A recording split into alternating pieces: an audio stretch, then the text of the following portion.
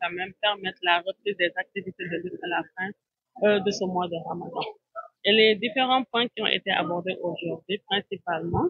il s'agissait de statuer sur les horaires des combats de lutte. Ça, c'était le point 1. Il s'agissait aussi de statuer sur le respect de la jauge, c'est-à-dire l'émission des pieds lors des combats de lutte. Il s'agissait aussi de statuer sur le respect des itinéraires tracés lors des combats de lutte et auxquels les lutteurs doivent quand même se conformer obligatoirement. Et le quatrième et dernier point, en fait, il s'agit de demander d'inscrire au CNG de lutte d'améliorer le contenu du cahier des charges concernant l'organisation des combats de lutte. Concernant le premier point, le respect des horaires des combats de lutte, il a été déterminé et il a été convenu à l'unanimité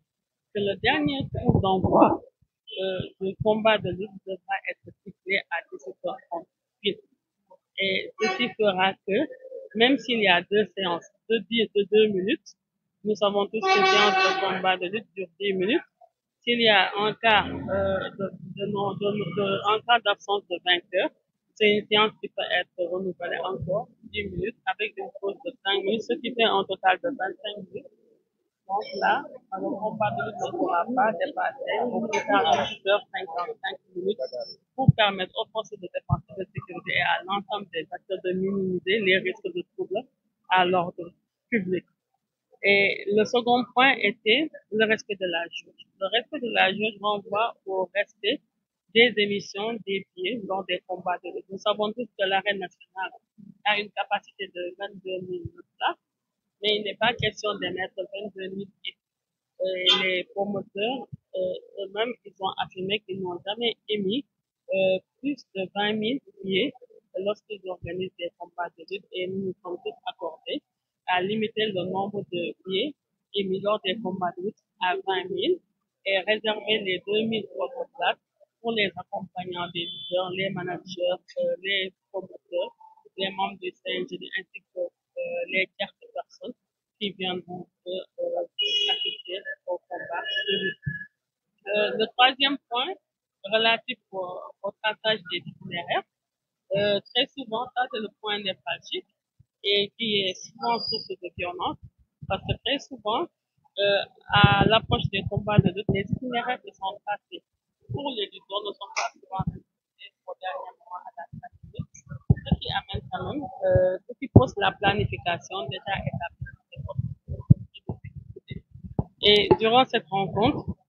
il est fait obligation pour les lutteurs ainsi que leurs accompagnants de respecter les itinéraires qui leur seront désormais passés lors des combats de lutte. Toutefois, ces itinéraires quand même pourront être gardés secrets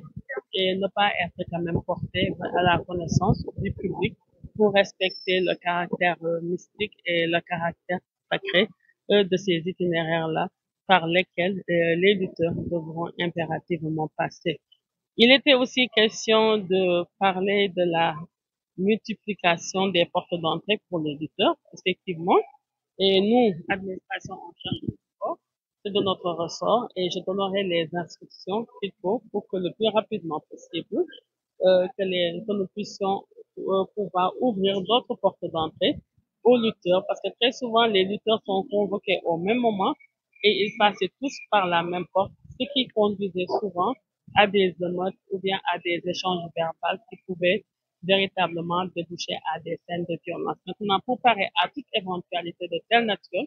désormais, nous ouvrirons d'autres portes d'entrée